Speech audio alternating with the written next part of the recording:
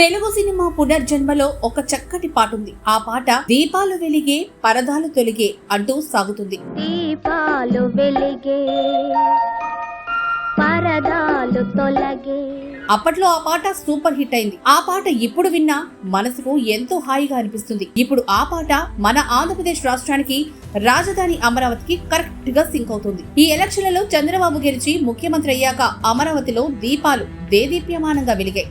ఇప్పటి వరకు ముఖ్యమంత్రి పర్యటిస్తే ఎక్కడికక్కడ పరదాలు ప్రత్యక్షమయ్యేవి. ఇప్పుడు ఆ పరదాలు కూడా తొలగిపోయాయి. ఇక ఈ పరదాలు వేయడం, చెట్లు కొట్టేయడం లాంటివి ఆపేయాలని చంద్రబాబు చాలా సీరియస్ గా అధికారులకు చెప్పారు. అందుకే దీపాలు వెలిగే పరదాలు తొలిగే అనే పాట ఇప్పుడు ఆంధ్రులన్న సిచ్యువేషన్ కి చక్కగా సింక్ అవుతుంది. దీపాలు వెలిగే పరదాలు తొలగే. అంతేకాదు, ఈ పాట ఉన్న సినిమా టైటిల్ కూడా ఇప్పుడున్న పరిస్థితికి కరెక్ట్ గా సరిపోతుంది. ఆ సినిమా పేరే పునర్జన్మ. నిజమే కదా? జగన్మోహన్ రెడ్డి ప్రభుత్వం పోవడంతో ఆంధ్రప్రదేశ్, అమరావతి పునర్జన్మ పొందాయి.